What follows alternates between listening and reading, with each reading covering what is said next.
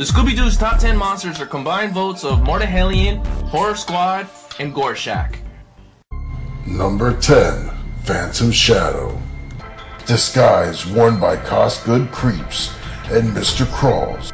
The two lawyers wanted the estate of Colonel Sanders' will, but had to get the inheritors out of the mansion so they could have the fortune to themselves.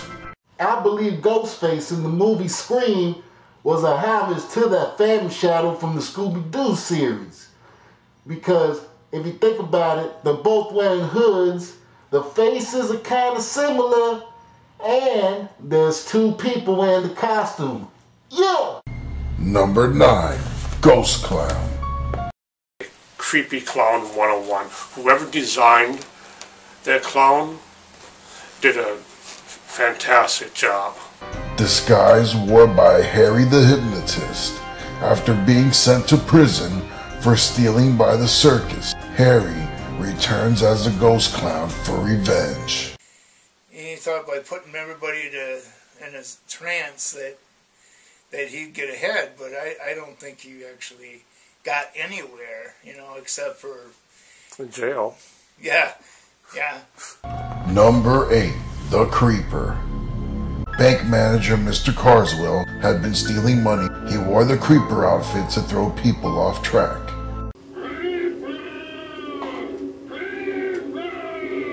Now if you saw that coming at you saying those words, you're telling me you're not running? Cause I'm gone. Good choice, Fred and Daphne. Forget Velma. She's on her own. They just left Velma. Number 7. Charlie, the Funland robot. Charlie is a robot built by Mr. Jenkins to help run his amusement park. Mr. Jenkins' sister caused Charlie to haywire and leave a path of destruction. She didn't want the robot to work with children. Charlie is the only non-villain on the countdown. Now they could have made this into a typical monster. It was built on greed. You know, he was on wanting some revenge. It was nothing like that. He was the accidental monster. He went out of control, and you kind of felt sorry for Charlie the robot. So he didn't turn out to be so bad. Number 6. Headless Spectre. Penrod Stillwell created the Headless Spectre to scare away thieves while he searched his home for the hidden treasure. Let's not forget the scary picture of Jefferson Stillwell's portrait where he does that pointing. I wonder what that pointing means. Could it be a clue? Number 5. Headless Horseman. The Headless Horseman is a tribute to the Sleepy Hollow stories. When he takes that pumpkin off his head, I mean, it just freaks me out. With his business going under, Elwood Crane used the local Sleepy Hollow legend to steal the family's diamond. But just like every monster on the list, failed. I think that's my favorite one Scooby-Doo is in, the Headless Horseman. He always puts on the Sherlock Holmes hat and like tries to solve clues with a magnifying glass. He's like so dumb. He's too dumb to be scared. Number 4. The Phantom. This episode was probably made both the time when the band Kiss was at its height of its popularity.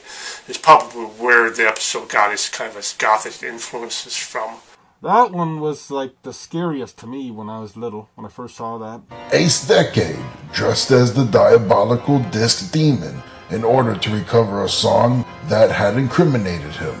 For years, he has been stealing records and selling them for a profit. But this is the reason why I put this particular monster on my list, is because the animation was so good in it. Number 3. 10,000 Volt Ghost.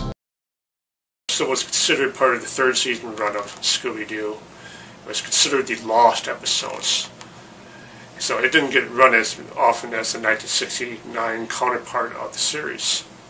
According to urban legend, an electrician who died in an accident became the 10,000 Volt Ghost. In fact, the electrician, Mr. Boltner, and Mayor Dudley were scaring people off in order to buy the land cheap because they knew a new highway would be going through. This episode has one of the funniest moments too, is where Shaggy and Scooby play a little game of hide and run.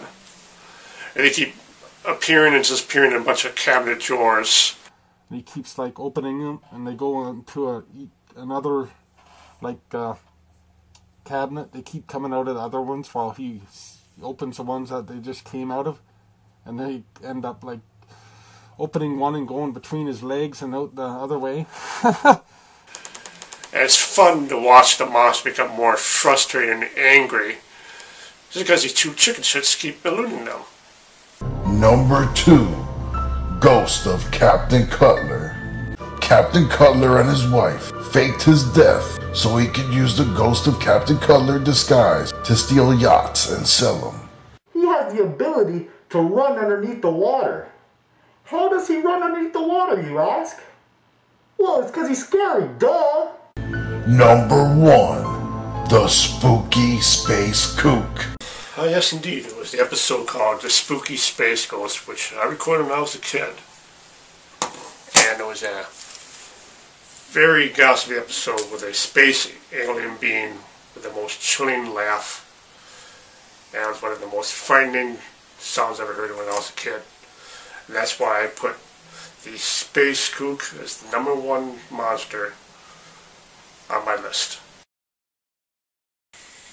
What got me was that crazy laugh that he did. You know, it sent a chill up my back. And he does that freaking awesome fucking laugh, man.